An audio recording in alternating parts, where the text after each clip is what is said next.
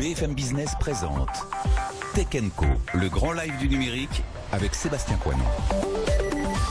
L'actu Tech revient dans une demi-heure sur BFM Business. Avant cela, à 21h02, on est légèrement en retard. C'est le pitch de Tech & Co, comme je vous le disais, donc à la télé, à la radio. Deux investisseurs vont écouter, noter, même j'ai envie de dire, en tout cas, il y aura votre verdict dans moins d'une demi-heure. Vous nous direz qui de Hiveway et Kitties pourrait demain faire partie de vos portefeuilles respectifs. Alison Imbert avec nous ce soir. Alison, bonsoir. Bonsoir Sébastien. De Partech et Augustin Sayer de Newfund. Bonsoir Augustin, bienvenue. Bonsoir Sébastien. Bienvenue à tous les deux donc pour Newfund et Partech. Face à vous, on sera avec Jean-Christophe dans 10 minutes. Mais d'abord, on salue Sébastien Louis. Sébastien, bonsoir. Bonsoir. Vous êtes donc à la tête de Hiveway. Tout à fait. Vous allez nous expliquer ce que vous faites dans une seconde. Vous n'avez pas pitché encore chez Newfund et Partech. Pas encore. Et vous n'avez pas non plus levé plus d'1 million d'euros. Bientôt. Bientôt, bon. Peut-être ce soir, qui sait. À l'issue de l'émission. Allez, sans plaisanterie, quoique vous n'avez pas l'air de plaisanter. Juste un petit sourire, mais voilà, vous êtes sérieux. Sébastien, donc 2 minutes pour vous, en mode pitch elevator, et derrière, vous échangez pendant 8-10 minutes avec nos deux VC. C'est parti. Très bien. Alors, Hiveway, c'est une idée que j'ai eue à peu près il y a 3 ans, un peu par hasard. J'ai acheté une voiture pour environ 8 000 euros que j'ai mis sur Drivig à 40 maintenant. Et puis rapidement, j'ai eu plusieurs centaines d'euros par mois. Et je me suis dit, c'est un super investissement. Et donc, j'en ai acheté 2, 3, 4, 5. Mais rapidement, je me suis rendu compte que la gestion de flotte en autopartage, c'est un vrai métier. Et surtout, le financement de ces véhicules-là, aujourd'hui, c'est pas adapté. C'est limité, c'est très cher, ça fonctionne pas bien. Je me suis dit, il faut voir le problème autrement. En fait, il faut permettre à n'importe qui de faire ce que j'ai fait. Donc finalement, d'investir dans ces véhicules partagés de manière simple et rentable. Donc Hiveway, c'est ça. Comment ça se passe très concrètement ? Écoutez, on a des gens qui viennent nous voir avec un montant à investir ou des véhicules à rentabiliser. Et nous, derrière, on s'occupe de tout. Donc on va s'occuper de trouver le véhicule, le parking, l'entretien, les sinistres, tout ce que vous voulez. Et finalement, à l'arrivée, on a un produit qui est proche de ce que vous auriez avec un immeuble ou un appartement que vous metteriez à des fins locatives et que vous confieriez à une agence de location, de gestion de location. On a atteint à peu près 200 véhicules en un an. On génère environ 150 000 euros par mois de volume d'affaires pour nos clients investisseurs. Et on est dans un marché en pleine explosion puisque la voiture partagée ou à la demande, c'est vraiment que le début. En 2017, il y avait 500 000 véhicules dédiés au partage en Europe et on attend environ 15 millions de véhicules en 2025. Pour accompagner cette croissance, forcément, on mise beaucoup sur la tech. On est dans Tech & Co. Et donc, on a créé une plateforme fondée sur 3 piliers. Que des véhicules partagés avec des outils de maintenance prédictive, de verrouillage et d'anti-verrouillage à distance, un cockpit de gestion de flotte pour avoir une vue sur la flotte en permanence, avec des outils de yield pricing, le premier outil de pricing dédié à l'autopartage, et évidemment une partie plus financière où on va structurer l'investissement fractionné demain, il n'est pas encore tout à fait, mais aussi avoir le compte de résultat des actifs qu'on gère en temps réel. On lève 1 million d'euros pour accélérer sur la croissance, aller plus vite sur la tech et structurer la partie plus financière de notre activité. Voilà. Et c'est terminé. Donc merci à vous Sébastien, bravo pour ce pitch très clair. Première question peut-être pour Alison. Ouais. Alors déjà, une première question, c'est uniquement des véhicules neufs ou si moi je détiens déjà une voiture, je peux la mettre sur Hiveway ? Non, vous pouvez tout à fait confier un véhicule que vous auriez déjà. Nous, essentiellement, aujourd'hui, on travaille avec des véhicules qui sont plutôt des occasions récentes, essentiellement pour éviter la partie dépréciation bien connue sur les véhicules. Ce qu'on vous demandera, c'est de, par contre, dédier le véhicule à une activité d'autopartage. Genre, si vous avez un appart, vous n'allez pas dormir sur le canapé parce que votre appart d'investissement locatif est sur la Côte d'Azur et qu'on est mi-juillet. Donc, on va demander de dédier le véhicule, même si ça reste le vôtre. Donc, voilà. À 100%. Ça reste le vôtre à 100% aujourd'hui. Non, mais on s'engage à le mettre sur... Parce que derrière, j'imagine que tu le mets sur des plateformes, sur certaines plateformes type Getaround en France. Ouais. Et donc, c'est un engagement à 100%. Parce qu'aujourd'hui, moi, en tant que particulier, à la limite, je peux le mettre que de temps en temps. C'est ce vers quoi on va. Si vraiment vous en avez besoin deux week-ends dans l'année, c'est possible. Mais la philosophie, c'est vraiment de dédier le véhicule. On se positionne comme un appartement dans une dynamique d'investissement locatif. C'est la même logique, même si ça reste votre véhicule. Donc si vraiment vous en avez besoin, c'est possible. Les rendements que tu proposes, et après je passe à la question. Les rendements, du coup, que tu proposes aujourd'hui et le target, j'imagine, dans quelques temps. Aujourd'hui, moi je vais être très très prudent avant de parler de rendement puisqu'on n'a pas encore de réglementation AMF, donc je voudrais pas m'attirer les foudres des autorités. Aujourd'hui, ça reste un véhicule ou 2 ou 10 ou 20. Notre plus gros client a plus de 25 véhicules. Et donc vous allez avoir des revenus qui vont rentrer, qui sont des revenus locatifs. Et nous, on est une entreprise de gestion. On va prendre une part de ça. Cependant, quand on regarde les montants investis et ce qui reste une fois qu'on a tout payé, y compris la dépréciation, donc je parle après la dépréciation du véhicule, aujourd'hui on est entre 15 et 20% et on a à peu près 2 ans de données. Et donc aujourd'hui, ton équipe, en fait, j'essaie de comprendre un peu comment tu te positionnes. C'est vraiment, c'est de la finance. Comme tu dis, tu as financiarisé la propriété de voiture. Alors, on va vers ça. C'est un trajet qui est un peu long. Il y a beaucoup de choses à régler, que ce soit opérationnel, légal, financière. Mais oui, c'est vers ça qu'on va. Donc voilà. Et derrière, Gatorand, ils sont d'accord pour avoir des espèces des grosses boîtes qui détiennent une dizaine, quinzaine, centaine de voitures sur la plateforme. Jusqu'à présent, ça se passe bien. Alors nous, évidemment, on connaît bien les équipes de Gatorand. Notre position, c'est d'être plateforme agnostique, même si ça, encore une fois, ça se passe très bien avec eux. On pourrait travailler avec d'autres plateformes demain, mais ce sont des plateformes sur lesquelles il y a énormément de demandes de la part des conducteurs. Il y a un vrai changement de société entre la possession d'une voiture et l'usage. On parle beaucoup de car as a service, etc. Et donc finalement, tout ce qui va répondre à cette demande est plutôt bien vu par les plateformes. Ouais, ça fait de la supply intéressante pour ces plateformes. Tout à fait. Ouais. Comment t'acquiers tes clients qui vont du coup acheter des véhicules et qui sont-ils ? Aujourd'hui, on va avoir plusieurs typologies de clients.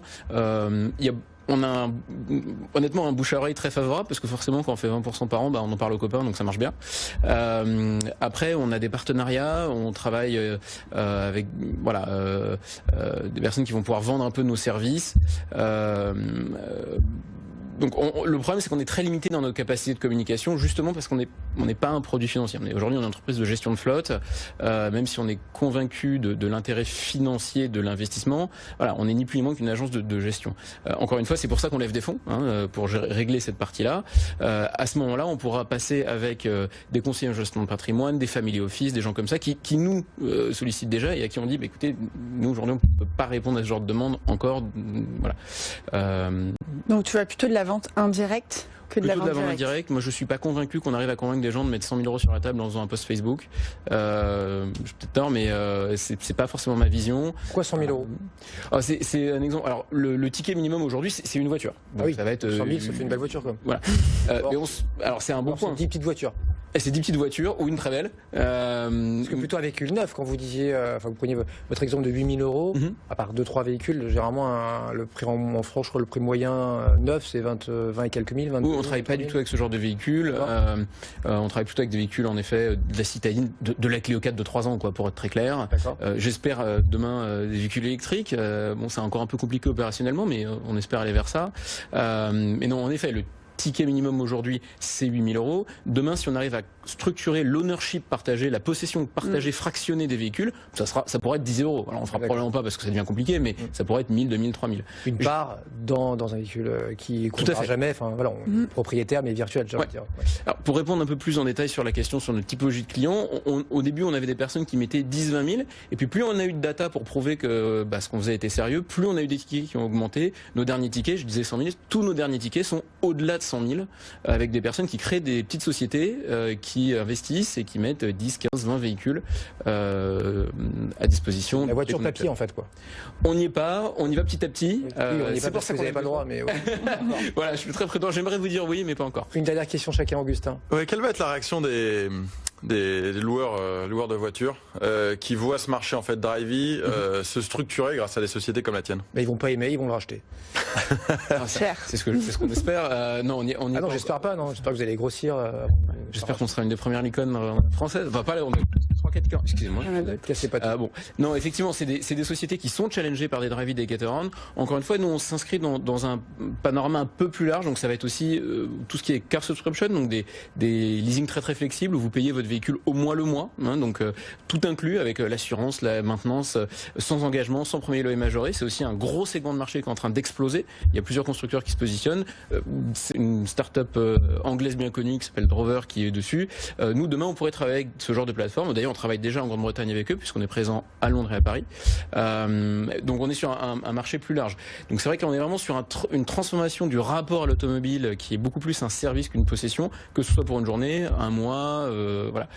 Donc, quelle va être la réaction de ces acteurs? J'espère qu'ils vont se bouger. On verra bien. Ça va être intéressant. Alison, dernière question. Oui, est-ce que tu peux détailler un petit peu comment tu vas utiliser les fonds? Pourquoi 1 million et pour arriver où en termes d'objectifs? Donc sur les 1 million, on a la moitié qui est déjà trouvée, donc c'est plutôt une bonne nouvelle. Les 3 éléments sur lesquels on a envie d'avancer beaucoup plus vite, c'est la technologie. J'ai une vision qui est pas encore tout à fait terminée, donc on a quand même pas mal de boulot là-dessus. La croissance, on est à 200, on voudrait être au moins 800 voitures d'ici la fin de l'année, donc là il va quand même falloir aller peut-être recruter quelqu'un qui va aller chercher plus d'investisseurs. Et sur la partie financière, encore une fois, je suis obligé d'être extrêmement prudent sur votre plateau, mais j'aimerais bien revenir dans un an en disant c'est bon, la voiture papier, ça existe, l'ownership partagé, ça existe, et on est capable de vous donner non plus une voiture, mais 1% de 100 voitures, ça fait partie de la vie. Merci beaucoup. Qui de Kitties ou de Hiveway pourrait faire partie de New Fund et de Partech, de beaux fonds de la place parisienne. On va rappeler justement Sébastien Louis qui nous a défendu ce projet Hiveway tout à l'heure, qui permet aux entreprises, aux particuliers également, d'investir dans l'auto-partage. Et si demain, votre voiture, vous la mettiez en ligne et qu'elle tournait H24 et que ça vous rapportait 10, 15, 20% par an, c'est la promesse donc de Sébastien et de ses équipes. Augustin, Alison, qui veut se lancer là? Non, il faut choisir Kitties ou Hiveway. À qui vous donnez votre point? Allez, honneur aux femmes, Alison. Merci à tous les deux. Alors, je suis un poil biaisée parce que j'ai quand même investi dans Joko, qui est un concurrent de Kitties. Donc, nécessairement, je vais choisir Hiveway. Et j'aime beaucoup le modèle, honnêtement. Déjà, c'est très bien pitché. Et qui plus est, je crois beaucoup en ce partage de la valeur. Et je trouve si tu arrives à créer un produit financier, je trouve ça garantie avec 20%. Je signe direct demain. Je pense qu'il y a quand même encore quelques jalons avant d'y arriver. C'est pas simple. Mais en tout cas, l'ambition, elle est là. L'impact, il est clairement là aussi. On en parle de plus en plus. Je crois beaucoup en l'autopartage, alors que ce soit les vélos, les voitures, l'économie partagée est clairement un des sujets du moment. Maintenant, il faut mettre ça en œuvre, mais je pense que ton modèle est très intéressant. Et Kitties, dans la thèse d'investissement au global, on est bien sûr d'accord, sinon j'aurais pas investi dans Joko. Après, tout le diable est dans les détails. Bon, Augustin, est-ce que vous faites comme Alison? Si Partech a investi dans Joko, il faudra que je t'invite dans nos bureaux pour échanger, parce que c'est vrai qu'en fait le cashback, moi j'ai encore du mal à le comprendre. Et notre métier, c'est un métier de conviction, et j'ai pas une grosse conviction sur le cashback. Donc je t'inviterai avec plaisir pour essayer de mieux comprendre cet univers. J'ai un peu du mal à voir où est la vraie valeur ajoutée de ce métier, mais je suis sûr qu'elle existe. C'est une grosse industrie. Et donc aujourd'hui, malheureusement, mon cœur, il vous répondra après, ouais. Après, mon cœur aujourd'hui a porté sur la mobilité, qui est en fait un thème en pleine, qui est un thème porteur aujourd'hui. Je pense plus disruptif que le cashback. Et c'est vrai que ce que disait Alison sur financiariser ce produit, je signe aussi tout de suite. À quel montant, même qu'il soit à 5%, en fait, c'est offrir un nouvel outil, une nouvelle asset class, comme on dit. C'est l'ambition. Si vous connaissez des gens qui ont des montants à investir, vous leur envoyez vers nous, notamment en equity. On va peut-être essayer. C'est pas évident, parce que ça vous a séduit tous les deux, alors que c'est quand même un marché qui reste à créer. Je veux dire qu'il n'y a pas de. C'est peut-être une demande naissante, mais il n'y a pas de. C'est peut-être aussi notre métier, d'essayer de parier sur des. Le coup d'après, quoi. Ouais, exactement. Oui, on laisse quand même. Moi, je voulais juste Christophe répondre à Augustin. Ouais, je voulais juste te dire, en fait, déjà, il y a une chose que tu peux faire, c'est aller sur les stores et voir les avis des utilisateurs. Donc c'est assez éloquent, les gens trouvent ça génial de pouvoir augmenter leur pouvoir d'achat. Donc côté consommateur, je pense qu'on apporte une vraie satisfaction. Et après, il y a un vrai enjeu aujourd'hui de pouvoir mettre à disposition une data hyper qualifiée pour les enseignes, sachant qu'ils perdent le contrôle du parcours de consommation des jeunes générations, millennials, et les plus jeunes, qui sont les clients de demain, qui sont très volatiles. C'est vrai qu'en France, on n'est pas très habitué au cashback. On voit que Apple le fait, etc., ou va le faire avec sa carte aux US. En France, c'est pas trop notre truc. On l'utilise pas Bosch, que tu connais, a levé 100 millions de dollars. Ouais, mais c'est des marchés assez différents. Mais c'est vrai que le métier de la data... Comment Ingral cartonne. Ingral cartonne. A été racheté plus d'1 milliard par PayPal. Vous-même, le client est déjà dans la boutique, donc vous le ramenez même pas. Non. Il est déjà là. Ah non. Si vous le ramenez, ramène en fait. Ouais. On le ramène. Il vient de lui-même et après vous le ramenez. Comment on lui apporte une satisfaction? Alors, il y a l'effet d'aubaine, il peut être déjà... Le moins 50%, ça mais ne parle plus en solde, mais le moins 5, moins 10%, ça va le faire revenir. Alors ça le fait revenir, ce qui est un plaisir en fait. Mais je pense que Alison ne va pas dire le contraire. Non, mais vous l'avez très bien. Joko, ce sont des systèmes de points, nous c'est du cash, voilà. Donc c'est une très belle application aussi. Mais voilà, c'est le faire venir. Et vous nous tenez au courant pour la suite, parce que vous êtes déjà bien parti, bien lancé. Merci donc à Kitty d'avoir été avec nous ce soir, mais c'est donc Hiveway qui l'emporte 2-0. Sébastien Louis, merci à vous Sébastien. Et donc les deux, je pense que vous acceptez de les recevoir tous les deux, même si c'est votre concurrent également Alison. S'il accepte de me parler, c'est toujours un peu biaisé là. Bon alors au pire, voilà, il fera que New Fun. Avec grand plaisir pour vous recevoir tous les deux. 21h30 dans un instant.